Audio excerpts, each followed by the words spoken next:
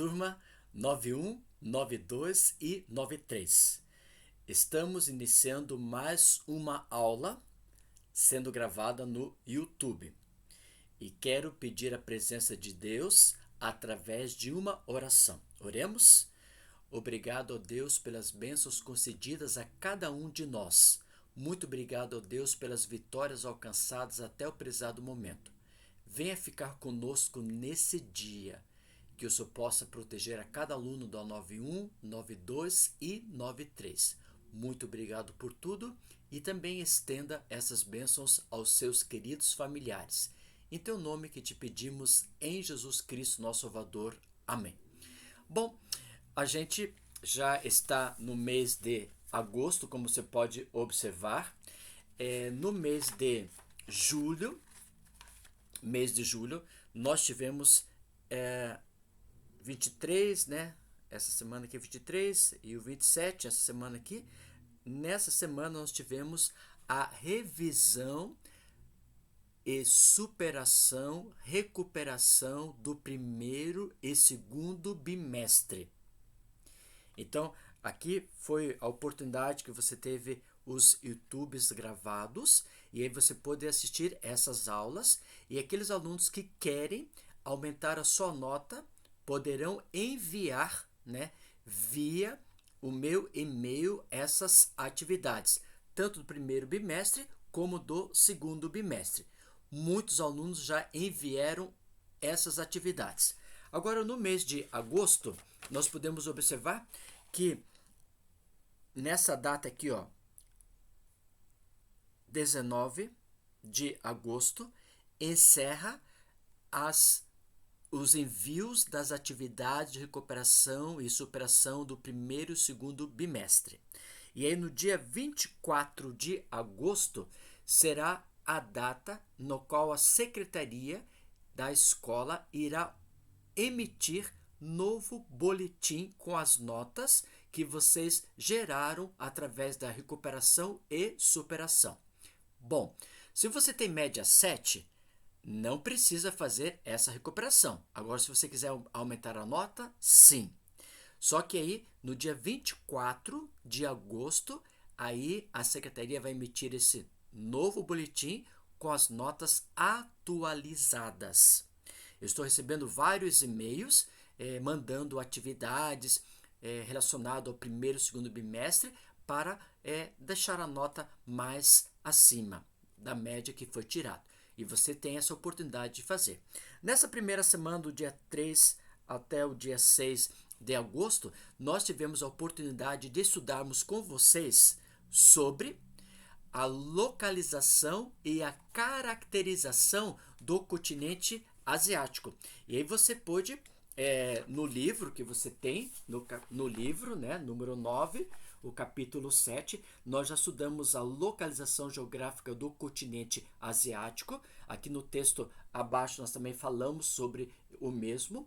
Nessa página falamos sobre a questão da estrutura geológica, quais são as 4 formas que temos a estrutura geológica, e está situado ali no mapa, na própria legenda. Na página seguinte, página 122, nós falamos sobre as placas tectônicas e falamos as consequências positivas e as consequências negativas que são formado essas placas tectônicas, que vão dar origem a várias formas do próprio relevo. Também nessa página aqui comentamos esse mapa. Esse mapa você pode observar as atividades sísmicas e as atividades vulcânicas que ocorrem constantemente no continente asiático e também no mundo todo. Mas como estamos estudando o continente asiático, é mais essa forma. Na última aula, que foi a live, nós pegamos esse mapa e dividimos esse mapa em 5 regiões. A primeira região norte da Ásia, a segunda região central, a terceira região chamada subcontinente indiano, a quarta, o Oriente Médio, e a quinta, a Turquia. E aí nós marcamos aqui as formas de cada região, a forma do relevo predominante de cada localidade, certo? Bom, e também trabalhamos com essas regiões todas aqui na página número 123. E na página número 124 finalizamos esse contexto. Hoje nós vamos trabalhar então relembrando as 5 regiões da Ásia, só que na aula anterior foi relacionado ao relevo. Essa aula de hoje nós vamos relacionar outra vez essas 5 regiões com a parte hidrográfica. E aí vamos falar qual a importância econômica de cada região voltada exclusivamente para as bacias hidrográficas. Gostaria que quando eu estivesse explicando esse assunto, você pudesse estar copiando, anotando no seu caderno, ou no seu iPad, no seu MacBook, ou você também pode anotar e grifar no próprio livro. Vai acompanhando, é como se você estivesse em sala de aula. Então vamos participar, cooperando, e você vai acompanhando esse conteúdo.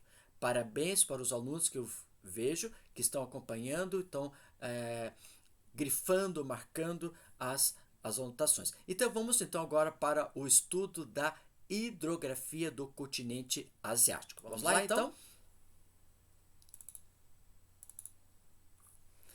Bom, aqui você pode observar nesse calendário que eu estou colocando, esse calendário do dia 10 a 13 de agosto, é a semana que nós vamos estudar com vocês, e a primeira parte é a parte que nós vamos falar sobre a página 136, como falei para vocês. Acompanhe isso no livro, na página 136 até 139, que é essa gravação do YouTube.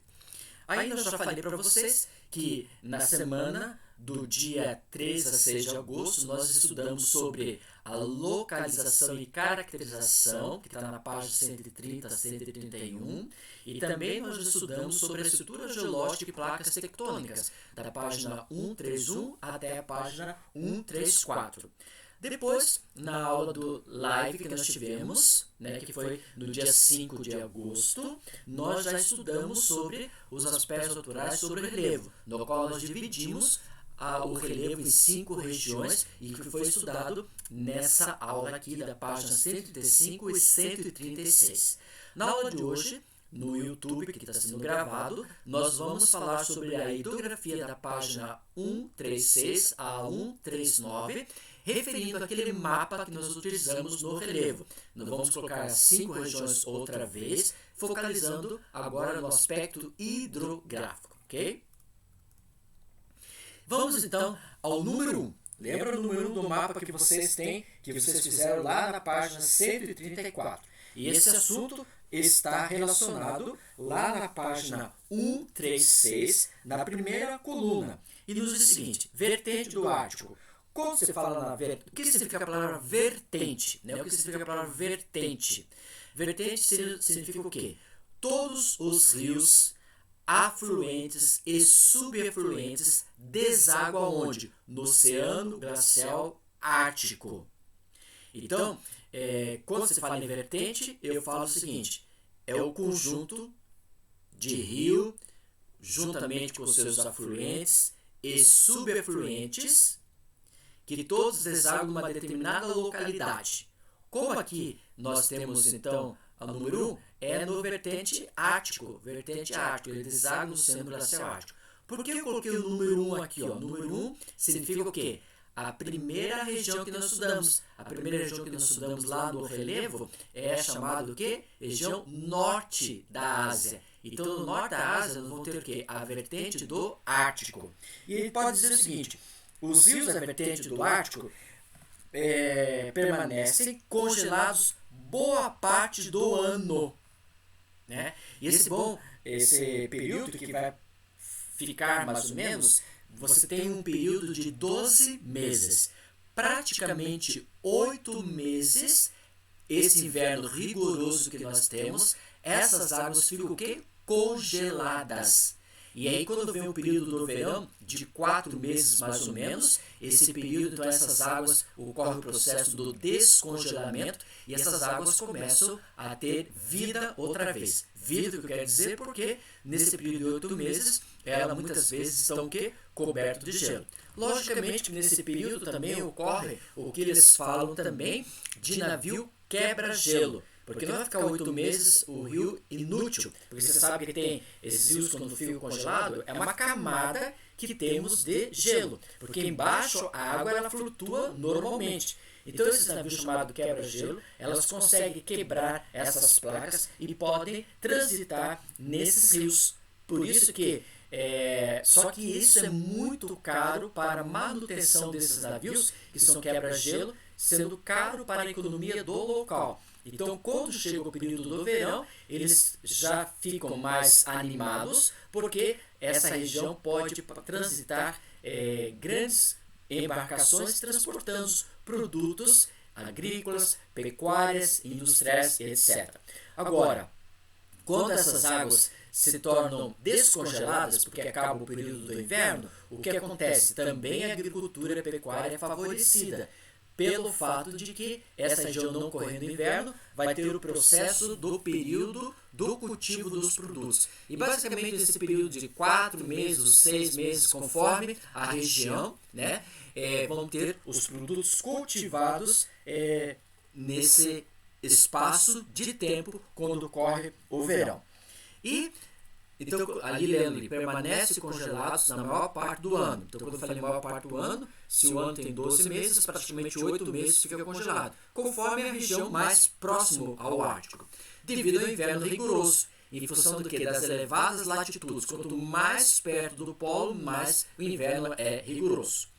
E aí temos alguns exemplos de rio. Destacam-se 2 importantes rios que delimitam o Planalto Central Siberiano, que nós temos o rio Lenissei, com 4.516 quilômetros, e o rio chamado Lena, com 4.267 quilômetros de extensão.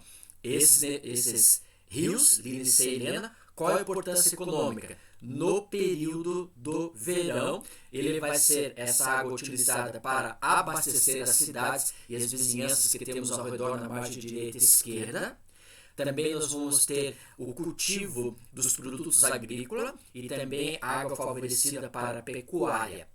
E ao longo do período do verão, nós vamos ter praticamente navios carregando os produtos industriais, navios carregando produtos agrícolas e produtos da pecuária.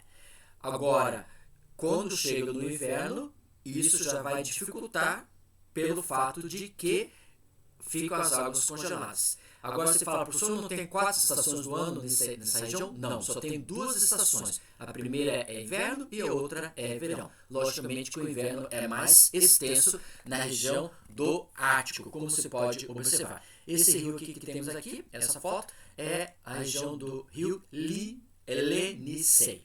Ok?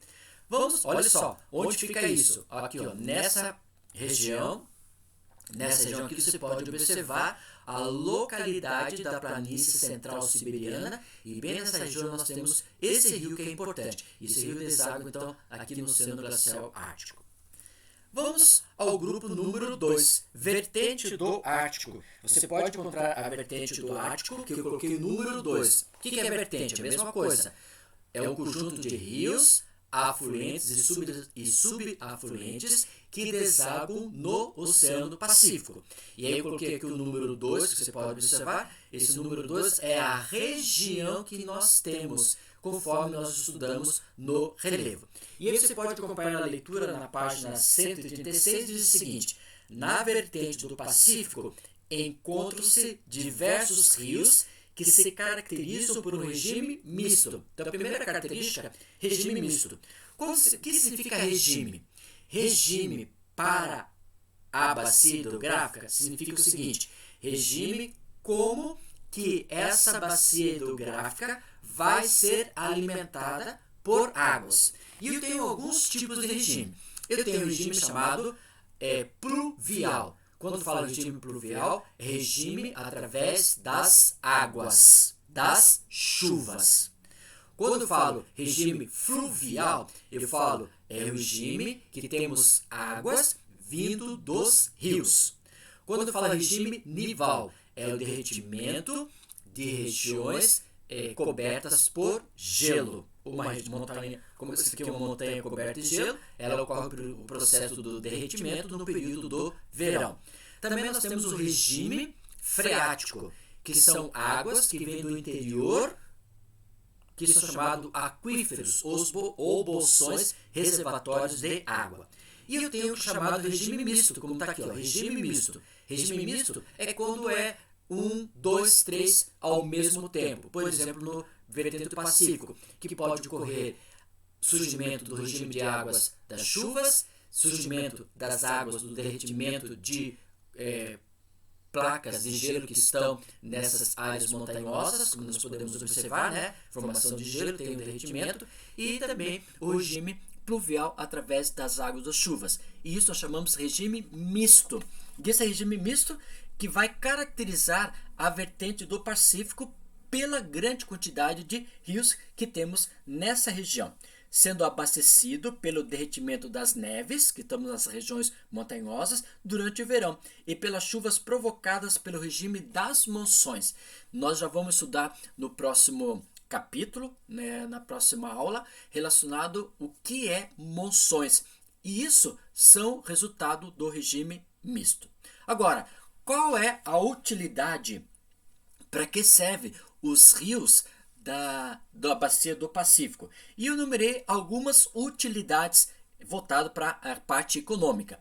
Primeiro, esse rio, logicamente diferente da bacia da vertente do Ártico, que é o número 1, ela fica um período congelado e outro período descongelado. Já no vertente do Pacífico, que é a parte número 2 que estamos vendo, ela é totalmente navegável o ano todo. Então, liga-se, principalmente na região número 2, na região central, essas embarcações levando os produtos da agricultura, da pecuária, da extração mineral, ligando também as cidades, transportando pessoas e produtos industriais também. Número 2 também serve como irrigação para os produtos que são cultivados à margem direita e esquerda dos rios. Então aí eles aproveitam essa água para o abastecimento e irrigação do local. Também serve como transporte aqui de pessoas, transportando pessoas de uma cidade para outra cidade, indo de uma região para outra região. Número 4, também as águas das bacias do vertente do Pacífico, ela é para fornecimento de energia. Você sabe que nós já estudamos num dos capítulos do livro, né? Estudamos com vocês sobre as fontes de energias renováveis e não renováveis, esse assunto que falamos e comentamos lá na página número 5. Deixa eu ver aqui com vocês, página 52, né? Página 52, fontes de energia, e falamos sobre energia hidrelétrica, que são a água dos rios, energia solar do sol, energia eólica dos ventos e maremotriz através das marés. E estudamos isso lá na página 52 do seu livro. E no fornecimento de energia, logicamente, como tem vários rios e água em grande quantidade, vai fornecer energia elétrica para a população. E também essas águas dessa vertente do Pacífico, ela é exclusiva para abastecer as cidades, os moradores que vivem à margem dos rios e também das cidades. Agora aqui eu posso citar os principais rios que nós temos, por exemplo, na vertente do Pacífico. Um deles é chamado Azul, que é o Yangtze. Esse Yangtze, ela vai ter essa cor azulada pelo fato de que temos uma grande região de formação do derretimento das geleiras que estão nessas áreas montanhosas. Essas áreas montanhosas, no período do inverno, fica coberta de gelo e quando vem o verão, há o derretimento e formam-se então essas águas de cor azulada que você pode observar, chamado rio Yangtze. Esse Yangtze, lá na sua foz, ela está sendo construída uma usina hidrelétrica. E essa usina hidrelétrica que você está observando nessa foto, ela está sendo construída, sendo a 3 gargantas, a maior do mundo, vai ultrapassar a usina hidrelétrica de Itaipu. Você pode observar, aqui nós temos uma barreira, que você pode observar, aqui nós temos uma outra barreira e aqui nós temos outra barreira, ou seja, são 1, 2, 3. Por isso é chamado três gargantas. São três barreiras que vão ter o quê? Água circulando e dando fornecimento à energia elétrica a toda essa região. E é considerada uma das maiores usinas do mundo agora. Itaipu, ela vai perder essa configuração. Itaipu, ela tem 25 turbinas. Só aqui ela vai ter 75 turbinas. Brasil, Itaipu tem 25 turbinas. E com essas turbinas é suficiente para abastecer a energia elétrica do Brasil e do Paraguai. Agora imagina a China. Elas não têm 25, elas têm 75. Então tem 25 nesse ponto aqui, mais 25 das 50 e mais esse ponto aqui, 25 das 75 pontos de geração de áreas de turbinas da fonte de energia elétrica. Olha só aqui, ó. Aqui você pode observar uma delas, um detalhe aqui, ó, dessa fonte energética. Aqui vai ter o acúmulo das águas e aqui vai gerar então a fonte energética nesse rio chamado Yangtze, o Rio Azul. Também nós temos o rio de cor amarela. Ela tem essa cor amarela por causa dos sedimentos que ela vai levando da formação do solo chamado loess. O solo loess é meio amarelado e é por isso que esse rio vai ser dessa coloração amarela chamado Hanghu. Depois nós temos o rio chamado Mekong. Esse rio Mekong é um rio mais calmo. Esse rio Mekong ele é voltado exclusivamente, é típico da região da China, do interior, onde eles vão fazer o cultivo de produtos agrícolas e também até de produtos de flores. E você pode ver o comércio. Então esse rio Mekong tem uma parte dela que eles vão entre eles e vão trocar produtos cultivados na sua própria região, que são margeadas pelo rio Mekong. E aí nós vimos aqui na parte número 2, que você pode observar no parte 2 aqui, ó, parte 2 é a área central onde nós conversamos sobre os três rios, Yangtze, o Hanghu, né, que são os principais, o Yangtze Kiang, que é o rio azul. Depois nós temos o rio amarelo, e tem o que é chamado Hanghu, e o rio Mekong, né? Esses três rios eles vão abastecer praticamente toda essa região através dos produtos que foi comunicado no texto anterior. Vamos agora à vertente do Índico. A vertente do Índico, você está lá na página 136 e é a mesma coisa a vertente do Índico, a região número 3. Aí nós temos quais são os principais exemplos de rios. Nós temos o rio Ganges, né? Essa vertente do Índico, ela está na direção do Golfo de Bengala. Nessa Bengala, então, vai ter esses principais rios, chamado rio Ganges, rio Indo e o rio Brahmaputra, tá? Esse rio Ganges, ele é voltado exclusivamente para as atividades religiosas. O rio Indo, ele é voltado exclusivamente para atividades de irrigação, por onde passa. E o Brahmaputra, como se diz a lenda para eles, as mulheres que não tinham condições de ter filhos, elas passavam por essas regiões e, como se diz a lenda, elas se tornavam, por exemplo, estavam grávidas, né? E aí com isso eles chamam que Brahmaputra significa deusa da fertilidade. Quais são as utilidades econômicas dos rios que nós temos nessa região da vertente do Índico, que vamos ter ali no Golfo de Bengala, né? Então nós podemos colocar o seguinte: a utilização, como anteriormente nós vimos, ele é voltado exclusivamente para a navegação, né? Navegação porque nós temos ao redor dessa Golfo de Bengala e também no maciço de Karakorum várias cidades ou várias vilas que temos nessa região, e aí essa navegação vai unir essas pessoas, e essa navegação vai transportar o que? Produtos de agricultura, pecuária, produtos industriais, ok?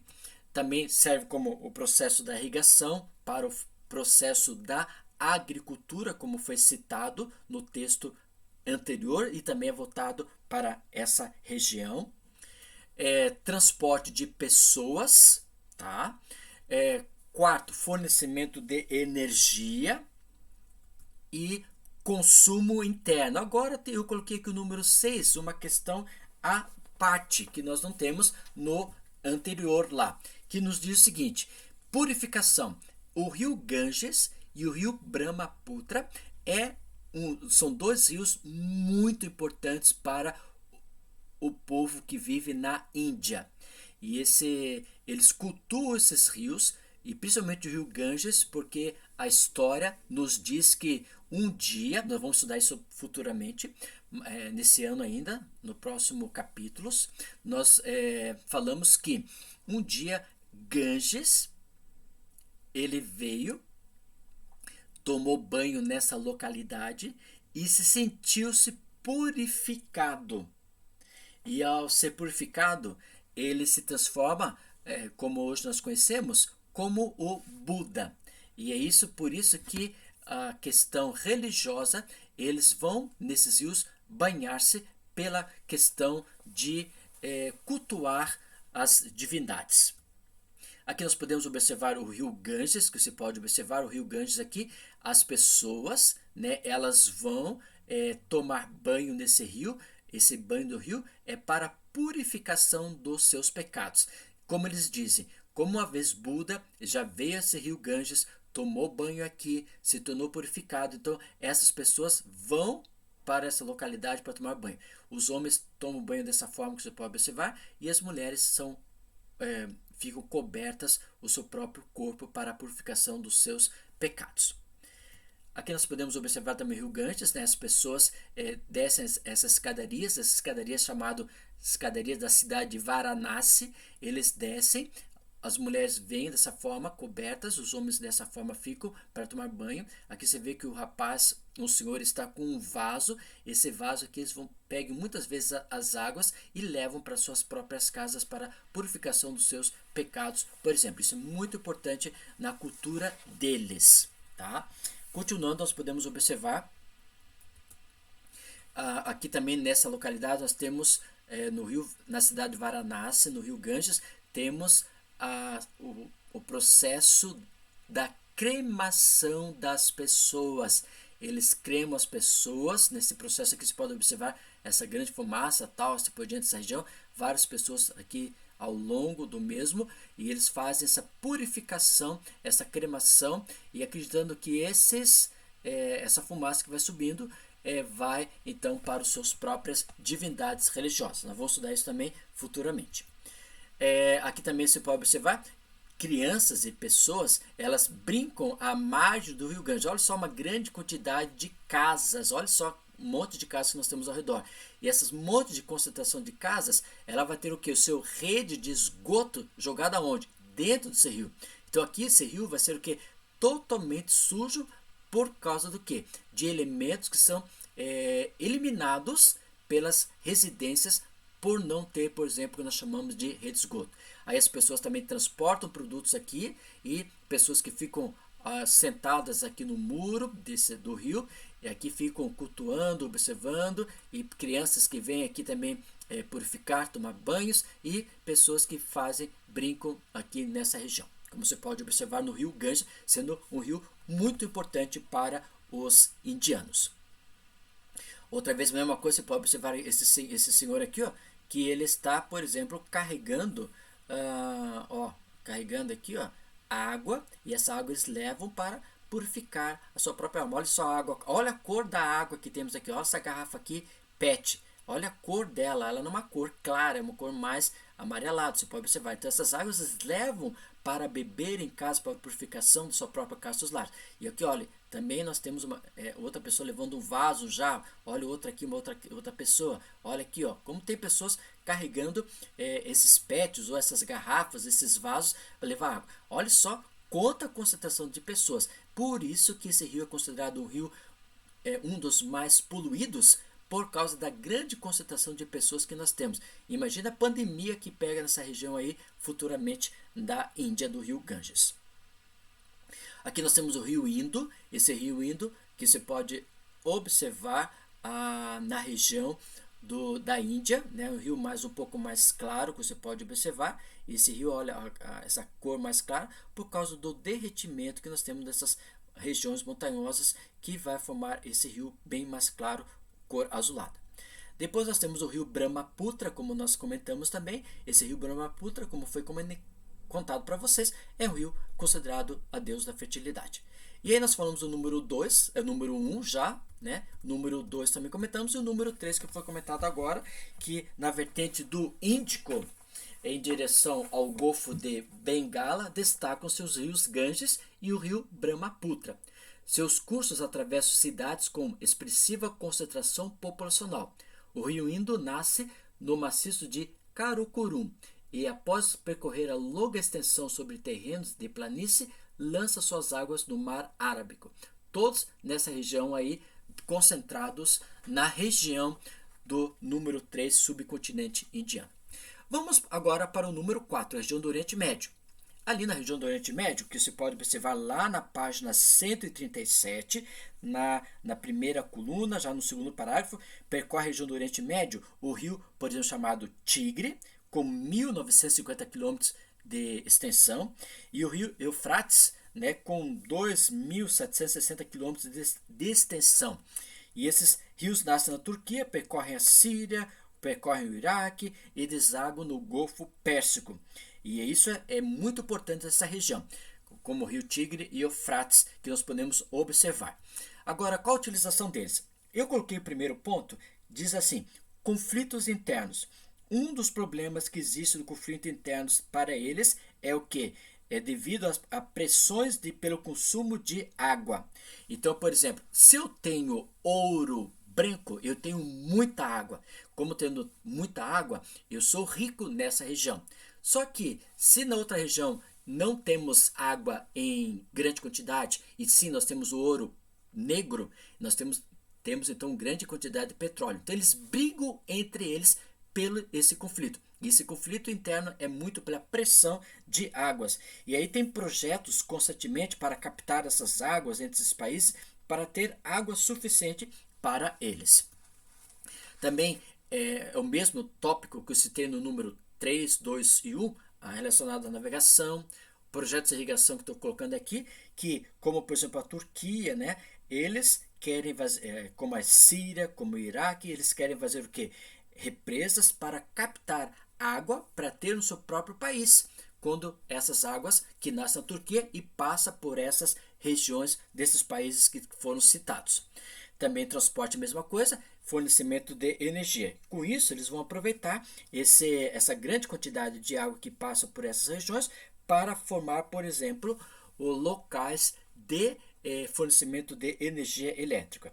E no conjunto de rios que correm para o interior do continente asiático, os destaques são a Mudária, Síria-Dária, os quais têm suas nascentes no planalto do Pamir e desaguam no lago Aral. Por ser um lago com águas salgadas, também é chamado Mar de Aral. E esse vem se desaparecendo pelo projeto da irrigação, pelo projeto de formação de cidades que nós temos ao redor do rio Tigre e Eufrates. E o consumo interno para o abastecimento e beber para a população. Aí você pode observar o rio Tigre e Eufrates nessa região do Oriente Médio, número 4. E ali nós temos o número 4 que nós podemos observar. Essa região número 4 é a região do Oriente Médio, onde nós temos os principais rios chamados Tigre e Eufrates, e depois nós temos aquele conjunto de Amudária e Cidária. E finalizando, nós estamos indo para a última bacia hidrográfica do interior, que é o número 5. Ela já tem, e isso você pode observar lá na página 137, né, outros rios que pertencem às bacias hidrográficas do interior. Está na página 137. Do continente são os rios o quê? Jordão, que passa pelo lago Tiberíades, no Mar da Galileia, e deságua no Mar Morto. E o rio Ural, que nasce nos montes Urais e deságua no Mar Cáspio, após percorrer 2.533 quilômetros, sendo parte do limite natural entre a Ásia e a Europa. Quais são as utilidades mais importantes desses rios? Conforme nós citamos, ele é voltado para a navegação, né? Citado toda a mesma forma de características de utilização de utilização desses rios, nós citamos o número 4, 3, 2 e 1. Então, só citando para vocês: navegação, irrigação, transporte, fornecimento de energia. Isso é muito propício para a população do local. E o consumo interno para agricultura, para beber, para abastecer, né? E esses rios são importantes nessa região da bacia hidrográfica do interior. Aqui nós temos o rio principal, o rio Jordão, conforme nós falamos, que ele passa pelo lago Tiberíades, no mar da Galileia, e deságua no Mar Morto. É chamado Mar Morto por causa que ele não tem saída para outro rio ou para outra localidade. Aqui nós podemos observar essa entrada onde se acreditam que teve o batismo de Jesus. E nessa localidade é onde eles também colocam a visão de que Jesus Cristo foi batizado bem nessa região onde vocês podem observar ali a formação.